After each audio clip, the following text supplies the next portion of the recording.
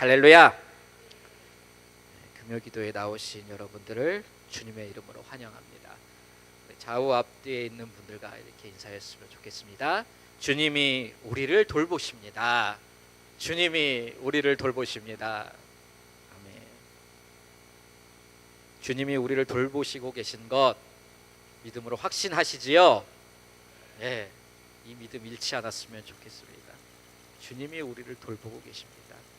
이게 바로 우리가 이 세상을 살아가며 만나는 모든 고난과 어려움과 힘듦 이길 수 있는 능력임을 확신하시길 바랍니다. 아멘. 우리 말씀을 보기 전에 오늘은 광고가 하나 있습니다. 다음 주 금요일은 홀리시티 치앙마이 집회가 있는 날입니다. 그래서 우리 교회가 그날은 우리 금요 기도회를 이 자리에서 하지 아니하고 그 집회 장소에서 우리 태국 교회도 섬겨드리고 또 우리 태국 성도님들도 섬겨드리고 또 태국 교회를 위해 태국 땅을 위해 기도하는 시간을 가지시도록 하시겠습니다.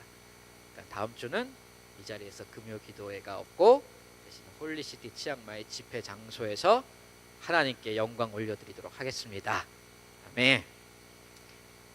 갑자기 평소에 안 나오시다가 다음 주에 갑자기 금요 기도에 나가시겠다 막 그러시는 분 있습니다. 일로 오시지 마시고 그쪽으로 인도해 주시기 바랍니다. 하나님 말씀 보도록 하겠습니다. 시편 46편 1절에서 3절 말씀입니다. 제가 가진 성경으로는 구약 성경 835페이지에 있습니다.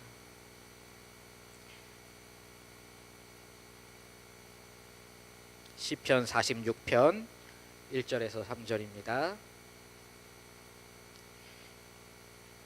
우리 3절밖에 안 되는 짧은 구절이기 때문에 한 목소리로 성도님들 함께 봉독하시도록 하겠습니다. 시작. 하나님은 우리의 피난처시요 힘이시니 환난 중에 만날 큰 도움이시라. 그러므로 땅이 변하든지 산이 흔들려 바다 가운데 빠지든지 바닷물이 솟아나고 뛰놀든지 그것이 넘침으로 산이 흔들릴지라도 우리는 두려워하지 아니하리로다. 아멘. 우리는 두려워하지 아니하리로다. 아멘. 제가 어린 시절을 이렇게 가만히 생각해 보면은 참 무서워했던 것이 하나가 있었습니다. 뭐냐면 밤에 화장실을 가는 것이었어요. 제가 어렸을 때 살았던 동네가 소위 달동네라고 불리우는 그런 동네였습니다. 그래서 화장실이 실내에 있는 것이 아니고 바깥에 있는 그런 구조를 가진 집이었어요. 푸세식 화장실이라고 그렇게 부르죠. 재래식 화장실, 그런 화장실이 있었습니다. 근데 이상하게 잠을 자다가 꼭 소변이 마려운 거예요. 그러면은 캄캄한 밤에 어두운데 더듬더듬 나가가지고 가서 볼일을 보고 왔어야 되는데 그게 얼마나 이 무서워가지고 길게 느껴지고 그 시간이 또 어린 마음에 얼마나 이 공포감이 느껴지던지요.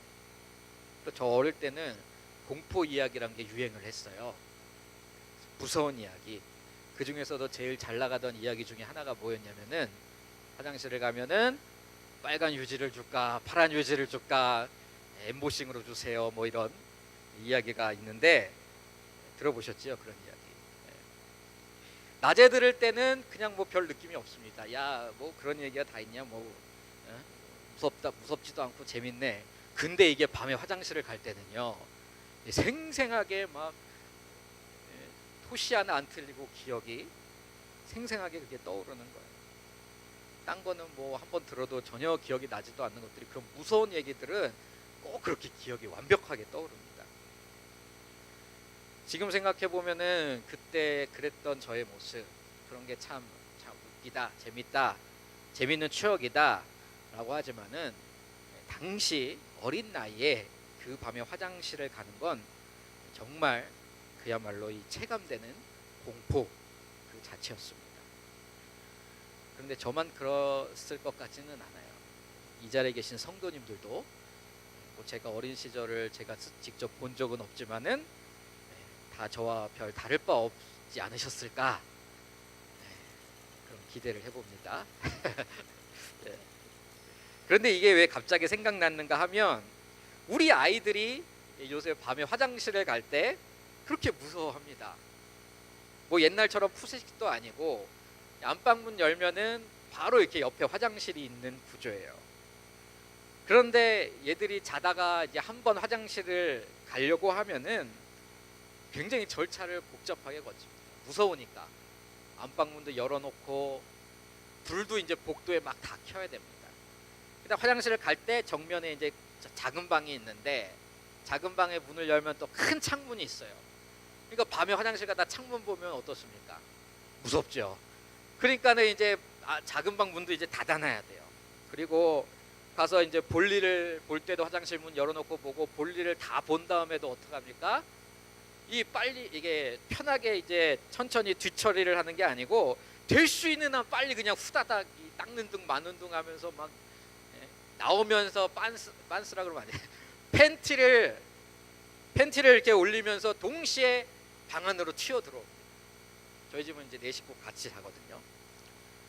그러면 이제 저는 속으로, 아니 뭘 저렇게 화장실 가는 걸 무서워하고 그러나 이런 생각이 들면서도 아빠 닮아서 그렇구나 이런 생각이 들기도 하고, 그렇습니다. 그런데 저희 아이들이 언젠가부터 아주 깔끔하게 이 문제를 한 방에 해결을 했습니다. 완벽한 해결책을 찾아냈어요. 그 해결책이 뭔가 하면은, 이 해결책을 찾은 뒤로는 밤에 화장실 갈 때도 아주 여유가 있고 편안하게 두려움 없이 갔다 올 수가 있는 것입니다. 뭐 복도에 불이 켜 있든 말든, 작은 방문이 열려서 뭐 바깥이 보이든 말든, 뭐 무슨 소리가 들리든 말든 전혀 신경을 안 씁니다. 그 해결책이 뭐였을까요? 아십니까 혹시? 잠자는 아빠를 깨워서 데려가는 것. 똑똑하지요? 저희 집에는 불문율이 하나가 있는데요. 뭐냐면, 잠자는 얼마는 절대 깨우지 않는다라는. 저희 집에서는 거의 동산 중앙에 있는 나무의 실과를 따먹지 말라, 이 계명하고 동급으로 취급이 되고 있습니다. 동산 중앙에 있는 나무의 실과를 따먹는 날엔 정령 어떻게 되죠? 그 이하는 생략하겠습니다. 그러니까 잠자는 엄마는 절대 깨울 수가 없죠. 누굴 깨워야 할까요? 아빠를 깨웁니다. 아빠를. 근데 아빠를 깨워서 같이 가니까 불 꺼진 게 두렵지가 않습니다. 아빠가 함께 가니까 뭐 창문이 보이는 거, 뭔 소리가 들리는 거 하나도 신경을 안 씁니다. 아빠가 화장실 문 앞에서 뭐 제가 자다가 갔는데 눈을 또릿또릿 뜨면서 우리 아이를 잘 화장실 볼일을 보나 지켜보겠어요? 아니죠. 저도 가가지고 뭐 정신없이 눈 감고 꾸벅꾸벅 졸고 있는 거예요. 그 문 앞에서. 그래도 아빠가 거기 서 있으니까 안심하고 뭐 뒷마무리 다 하고 여유만만하게 화장실을 갔다 옵니다. 환경이 변한 건 하나도 없는데, 뭔가 상황이 좀 더 나아진 게 하나도 없는데도 내가 믿고 의지하고 나를 든든하게 지켜주는 우리 아빠가 동행하니까 없었던 용기가 생깁니다. 없었던 평안이 생깁니다. 환경과 조건에서 오는 두려움을 극복할 능력이 생기는 것입니다. 우리 아이들이 두려운 길을 걸어갈 때 가장 확실한 해결책이 무엇이었는가? 바로 아빠인 것이었습니다. 오늘 우리가 읽은 시편 46편 본문에서도 동일한 원리를 우리에게 제시하고 있습니다. 1절, 하나님은 우리의 피난처시요 환난 중에 만날 큰 도움이시라. 우리 그리스도인들을 비롯한 모든 세상의 사람들은 인생에서 기대하고 소망하는 것이 있습니다. 무엇일까요? 야, 내 인생이 좀 평탄했으면 좋겠다. 내 인생이 좀 요새 말로 하면 꽃길과 같이 좋은 일들만 가득 생기고 나쁜 일들은 좀 나를 좀 다 피해갔으면 좋겠다. 그렇지 않습니까? 저와 여러분 모두가 다 그렇게 기대합니다. 소망합니다. 이는 인간으로서 아주 자연스러운 기대와 소망일 것입니다. 그런데 이 세상 모든 만물을 주관하시고 다스리시는 하나님을 믿게 되었습니다. 내 삶의 주인으로 모시게 되었습니다. 그리스도인이 된 겁니다. 또 말씀을 들어보니까 그분이 또 우리를 그렇게 사랑하신답니다. 야, 이렇게 좋을 수가 있나? 이제 고생 끝 행복 시작이구나. 내 인생이 이제 좀 펴지겠구나. 기대하는 것이지요. 이 기대는 맞는 기대이기도 하고 동시에 틀린 기대이기도 합니다. 왜 그렇습니까? 사실 우리가 기대하는 것이 무엇이었지요? 세속적 개념에서의 안녕과 행복입니다. 내 환경이 좀 좋아지는 것, 내 걱정거리들이 좀 사라지는 것, 좋은 일 좀 많이 일어나는 것, 재물복도 생기고 건강에 복도 생기고 애들 공부 잘해서 집안에 웃을 일도 가득하고 사건 사고 없이 평탄하게 사는 것, 그걸 기대하던 것이었습니다. 솔직히 우리 못 모르고 처음 예수님 믿었을 때 다 그러지 않았습니까? 그러나 성경이 정말 그렇게 말하고 있습니까? 그렇지 않지요. 마태복음 8장을 보시면 예수님과 제자들이 함께 배를 타고 바다를 건넙니다. 근데 어떤 일을 겪어야 됩니까? 어마무시한 풍랑이 불어닥칩니다. 이 제자들이 나름 뱃사람 출신이지 않습니까? 평생을 배를 탄 사람들인데도 난리를 칩니다. 우리가 죽게 되었나이다 부르시지요. 이 장면 이상하지 않습니까? 아니, 어떻게 예수님하고 함께 배를 타고 가는데 뱃사람조차도 죽게 된다고 소리치는 그런 풍랑을 만나게 하실 수 있냐는 것입니다. 또 고린도후서 11장을 보시면 바울이 복음을 전하다 당한 고난의 목록이 나옵니다.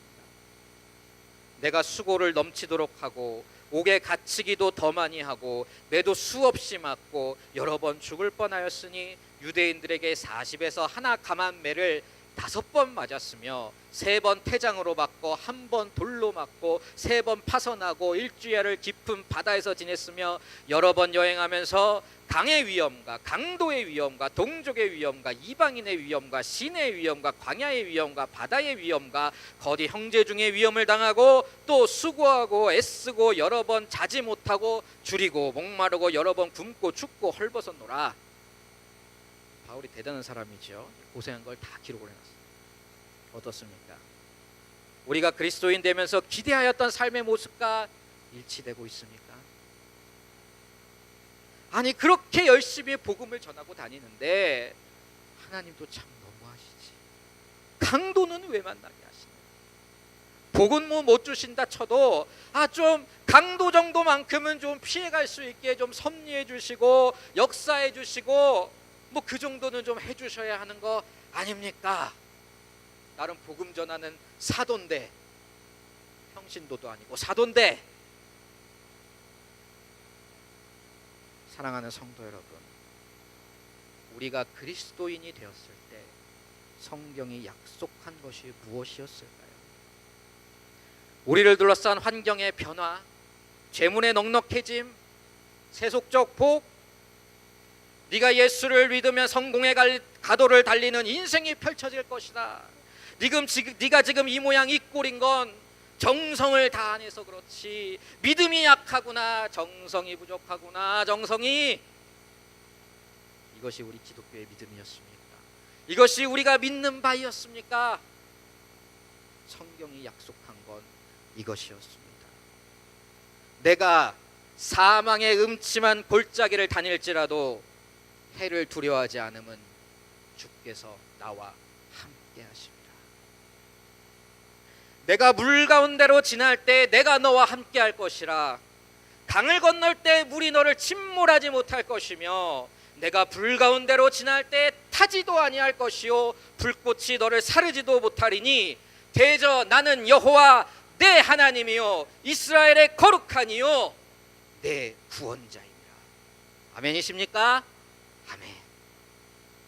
너는 절대 사망의 음침한 골짜기 근처도 가지 않을 거야. 안심해. 절대 네가 불 가운데로 지날 일 없을 거야. 절대 없어. 걱정하지 마. 만사형통 대도무문 할렐루야. 이것이 아닌 것이지요. 때문에 사랑하는 성도 여러분, 우리를 찾아오는 고난, 우리를 찾아오는 환난, 어려움, 갈등을 이상하게 여기지 마시기 바랍니다. 아니 내가 뭐 하나님께 잘못한 거 있나? 하나님이 나를 사랑하시지 않는가? 정성이 부족했나? 내가 선교사 헌신을 안 해서 그런가? 그게 아닙니다.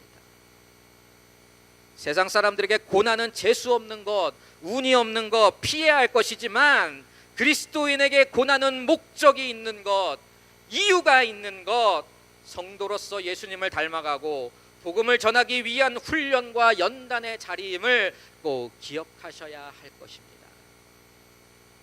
오늘 본문의 2절과 3절의 내용도 한번 보시기 바랍니다. 어떤 환난들이 찾아옵니까? 바닷물이 솟아나고 산이 뛰놀고 거기다 너의 산이 흔들려서 바다에 빠지기까지 하는 어마어마한 일들이 펼쳐집니다. 듣기만 해도 끔찍한 재앙입니다. 몇 년 전쯤에 저희 단체가 기아대책기구라는 기독교 NGO 단체에 선교사들을 훈련을 담당을 했던 적이 있었습니다. 그때 훈련에 참여하신 분이, 그중에 참여하신 분들 중에 한 분이 말씀을 해주시는데요. 2010년에 아이티란 나라에서 아주 큰 지진이 일어난 적이 있습니다. 기억하시는 분들도 있으시죠? 그때 사망자가 약 31만 명으로 집계가 됐다고 그래요. 여러분 혹시 이 치앙마이 인구가 얼마인지 아십니까? 13만 명이라고 합니다. 그러면은 이 치앙마이의 인구의 약 2.5배 정도 되는 사람이 죽은 겁니다. 아이티 대지진 때. 얼마나 어마어마한 재난인지 아시겠지요. 그래서 이 훈련에 참여하셨던 그 선교사님이 본부에서 파견을 받아서 그 현장에 도착했는데요. 뭐가 코를 찌릅니까? 시체 썩는 냄새가 온 나라와 온 도시에서, 그게 얼마나 심한지 구토를 하느라 뭘 제대로 할 수가 없더랍니다. 그 냄새는 절대 안 잊혀집니다. 그 아이티란 나라가 또 보통 못 사는 나라가 아닙니다. 원래도 못 사는 나라인데 얼마나 못 사냐면 서민들이 진흙에다가 버터를 조금 넣고 쿠키를 구워서 그걸 먹고 삽니다. 우리나라 다큐멘터리에도 한번 소개된 적이 있었어요.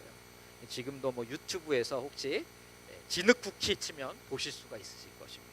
근데 지진 나고 나서는 그것조차도 없어서 못 먹습니다. 그것조차, 진흙조차.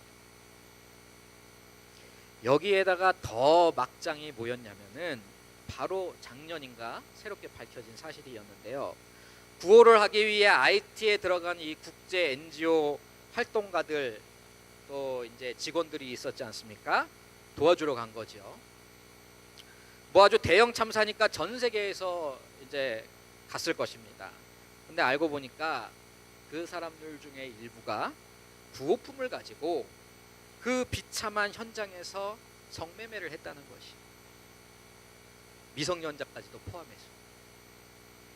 시체가 썩는 냄새가 풍기고 바로 며칠 전에 부모를 잃어버렸을, 남편과 자식을 잃어버렸을 그 사람들을 대상으로 구호품 가지고 가서 성매매한 겁니다.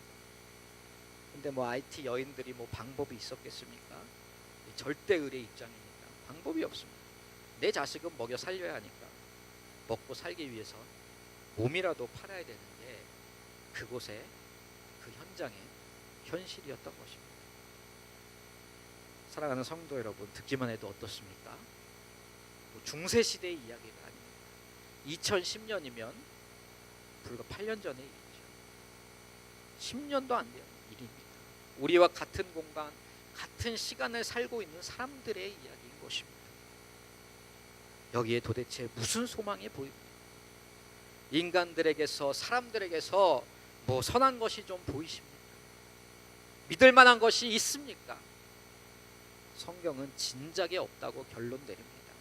인간 안에는 의로움이 전혀 없습니다. 해 아래서는 소망을 찾을 수가 없는 것입니다. 기록된 바 의인은 없나니 하나도 없으며 깨닫는 자도 없고 하나님을 찾는 자도 없고 다 치우쳐 함께 무익하게 되고 선을 행하는 자도 없나니 하나도 없도다. 그들의 목구멍은 열린 무덤이요 그 혀로는 속임을 일삼으며 그 입술에는 독사의 독이 있고 그 입에는 저주와 악독이 가득하고 그 발은 피 흘리는데 빠른지라. 우리의 어리석음이 무엇입니까? 그렇게 당하고도 또 그렇게 속고도 여전히 세상 속에서 인간 속에서 소망을 찾으려 하고 피난처를 찾으려 하고 도움을 찾아 헤맨다는 사실입니다. 야, 내가 저쪽 땅에다가 투표를 해서 인생이 이 모양 욕골이 되었으니 다음에는 이쪽 땅에다가 내가 투표를 해야겠구나. 야, 내가 이 인간을 만나서 인생을 시원하게 말아먹었으니 다음엔 저 인간을 한번 만나봐야겠구나. 어째 이 교회를 다녀도 내 문제가 해결이 되지 않으니 다음엔 저 교회를 한번 등록을 해봐야겠구나. 방금 앞에 인용해드린 말씀 로마서 3장, 그런 우리 인생들을 향하여 결론적으로 말씀하는 것이 무엇인 줄 아십니까? 3장 16절로 18절의 말씀입니다. 파멸과 고생의 그 길에 있어 평강의 길을 알지 못하였고 그들의 눈앞에 하나님을 두려워함이 없느니라 한 것 같으니라. 그들의 눈앞에 하나님을 두려워함이 없느니라 한 것 같으니라. 진짜 죄는 악한 행동을 한 것만이 아니고요, 하나님을 무시한 것이 죄입니다. 사랑하는 성도 여러분, 어떤 고난이 찾아오든지 간에 정말 듣도 보도 못한 환난과 고통이 우리의 인생을 뒤흔들어 놓을지라도 세상에서 그 해결책 찾지 마시고 사람들에게서 찾지 마시고 오직 우리 주님에게서만 찾으시기를 주님의 이름으로 축원드립니다. 하나님은 우리의 피난처시요 힘이시니 환난 중에 만날 큰 도움이시라. 결코 듣기 좋으라고 없는 소리 꾸며서 대충 성경에 써놓은 말이 아닙니다. 변치 않는 진리요 영원히 신실하신 하나님의 말씀임을 믿으시기를 바랍니다. 그분은 우리의 피난처이십니다. 어떤 두려운 일을 만나든지 그분께서 막지 못하실 일은 하나도 없습니다. 우리를 보호하지 못하실 일은 하나도 없습니다. 암탉이 제 새끼를 날개 아래 모음같이 우리를 보호해 주신다 약속하셨습니다. 그분은 우리의 힘이십니다. 능력이십니다. 환난을 이길 능력, 두려움을 이길 능력, 나를 무너뜨리고 절망케 만드는 그 모든 환경을 딛고 일어서게 하는 진정한 능력, 힘이심을 믿으시기를 바랍니다. 세상은 말합니다. 야, 돈이 진짜 힘이다. 인맥이 진짜 힘이다. 학위와 학벌과 스펙이 진짜 힘이다. 여러분, 거짓말이에요. 인생에 그런 것들이 필요하기도 하겠지만 우리가 믿고 신뢰할 수 있는 것들은 결코 아님을 명심하시기 바랍니다. 우리가 믿고 신뢰할 수 있는 힘은 오직 한 분, 여호와 하나님밖에 없습니다. 마지막으로 그분은 환난 중에 만날 큰 도움이십니다. 작은 도움이 아닙니다. 큰 도움이십니다. 그분이 우리를 돕고 계신데 누가 우리를 망하게 하겠습니까? 누가 우리를 넘어뜨리겠습니까? 설마 나같이 별 볼 일 없고 죄 많은 사람에게까지 신경 써서 도와주시겠는가? 나처럼 믿음이 약하고 교회 다닌 지도 얼마 안 된 사람까지 하나님이 챙겨주시겠는가? 사랑하는 성도 여러분, 그것은 겸손해 보이지만 불신앙입니다. 양심은 있을지 몰라도 믿음은 없는 것입니다. 교회 많이 다니고 뭐 믿음 좋다 하고 성경 많이 읽고 수십 명 전도해서 목사 선교사 해도 어차피 우리 주님 앞에서 행위와 공로로는 별 볼 일 없는 사람들, 그게 저와 여러분들입니다. 주님 앞에는 내가 뭘 좀 잘해서 나아가는 것이 아닙니다. 주님 앞에는 내가 좀 내세울 게 있어야 도움도 청하고 그러는 것이 아닙니다. 내가 아들이니까, 내가 자식이니까 아버지 찾아가는 것입니다. 내가 그분의 백성이니까 오직 죽으나 사나 그분께만 매어 달리는 것입니다. 우리 딸들이 뭐 저한테 잘해준 게 그렇게 많아서 제가 그 밤에 꾸벅꾸벅 졸면서 화장실 앞을 지키고 서 있겠습니다.